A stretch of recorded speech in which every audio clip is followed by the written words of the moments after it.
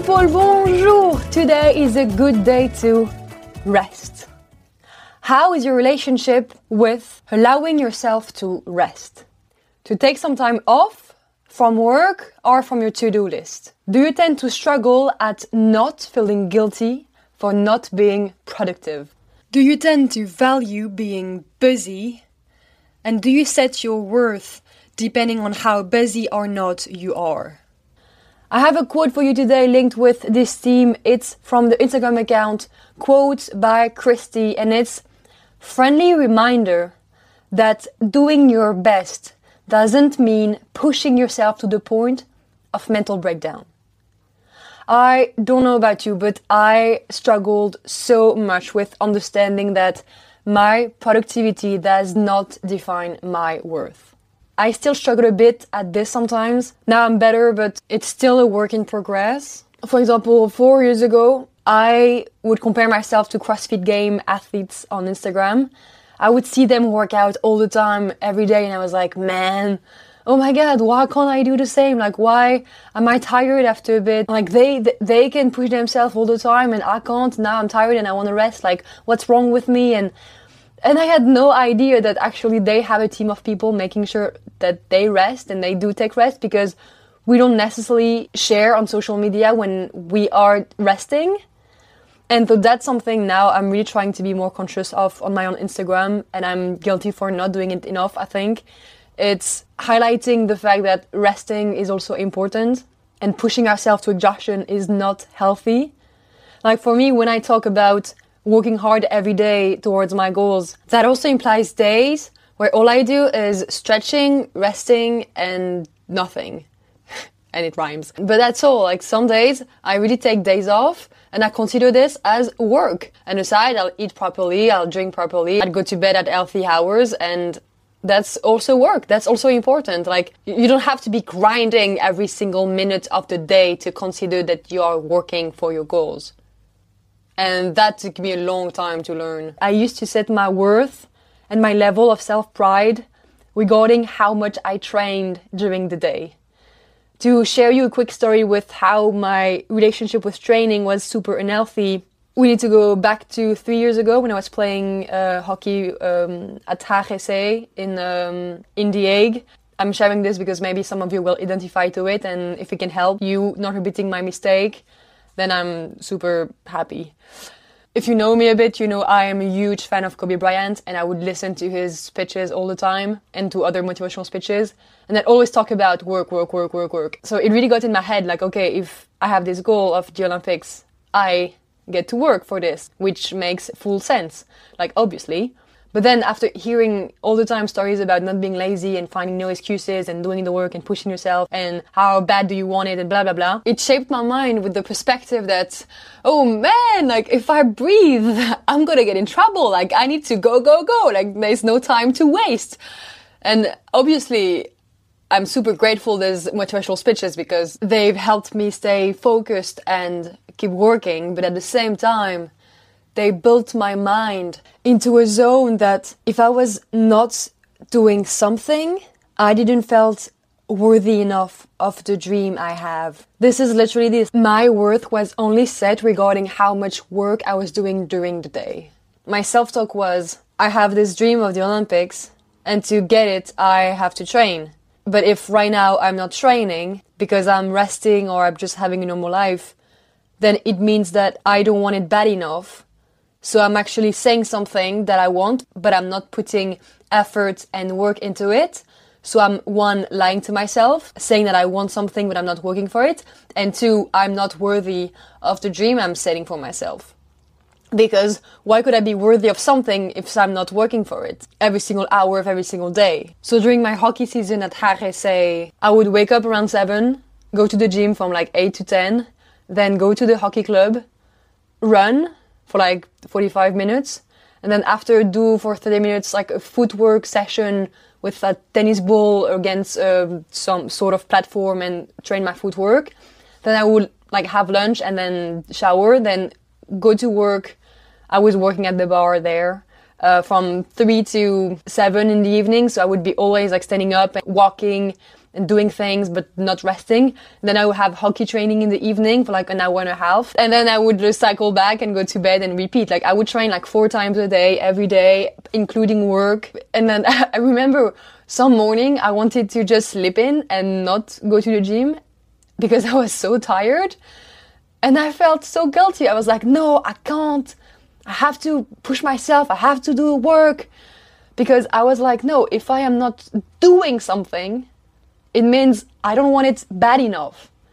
I'm not giving myself all the chance I have. So I was pushing so much, never giving time for my body to recharge all this battery. And what happened in the end was I became tired doing my hockey training. So I'd be like, okay, I'm tired. I'm not training well, so I need to train harder, to train better. And then it was just a vicious cycle. And my goalie trainer helped me a lot, like Martijn Driver. He was always warning me, like, you have to take some rest. You have to, like, stop. Like, this is not sustainable. It's not healthy. This is not necessary neither. Because if you're tired, then your brain is tired and your eyes are tired. So you're not performing well as a goalkeeper. So stop this. And overall, it took me 4 years to understand that less is more and to stop associating my worth and my level of self-pride with how often I was training. And March 2022, at the beginning of the COVID pandemic, I stayed home and I was living with a few hockey players, including my Australian roommate at the time, Nick Budgeon. And he helped me so much to understand that less is more. He would see me train 3 times a day, every day, during the whole 2 months of lockdown. And one day he was like, you're fucking crazy. You have to stop this. You're going to get more fucked up. You're not going to get more fit. He also asked me, imagine hockey start again in 3 days. Would you feel ready to start again? And I was like, no, if hockey start again in 3 days, I need a week of vacation. Whereas we were already in sort of vacation because it was the pandemic. And that consciousness of, okay, I'm really tired was a huge awakening for me. Less is more. I really need to take a step back and allow myself to rest more. So the year after, so last season, I started practicing resting way more, or at least training just 1 or 2 times a day maximum. And I'm also listening to my body way more. I ask myself, okay, I want to train, yet I'm tired, but am I tired because I pushed myself too much the past days, so I need some extra rest? Or am I just tired because I'm a bit lazy and then I can do the work anyway and don't find excuses? If you're someone who likes visualizing things more, I have something for you. Picture your body like a sponge. Every time you're doing dishes and you're using your sponge, you're pressing on it. So the sponge loses its shape. Well, every time you work, it's the same with your body. You're pressing on your body. But if you're not allowing yourself to rest, if you're not releasing the pressure on your body, it can never take its full shape back. Like the sponge. If you're always pressing on the sponge, it's never taking its form back. So allowing yourself to rest, it's allowing your body to take some pressure off of it so it can rebuild its entire shape fully in order to go again. That's something I really want to point out in this episode too. It's our society glorifies so much work. And I used to live by that, so I'm also guilty too. And sometimes it's necessary. Sometimes we have to do the work. We have to push ourselves. For some reason, everybody's journey is different. So sometimes regarding where you are in your own journey, you have to put the work in, and that's all. And to share another story to which you could identify with, I'm sure it's familiar for some of you. Last year I would go on vacation to my dad's house in Bordeaux, and I would be like, okay, awesome, now I'm in vacation, so I can train and I can study more and I can start writing a book. I can do all these activities and I can listen to podcasts in order to help other people more. And that's great. I'm in vacation. That means I need to not waste any single hour of the day by chilling, and I have to do something.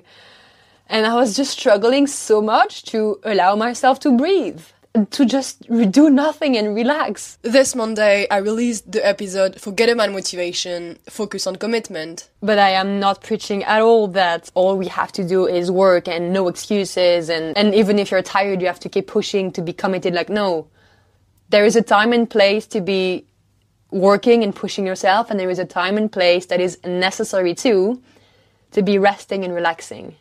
And this is very important. So let me say that again. There is a time and place to work and push your limits.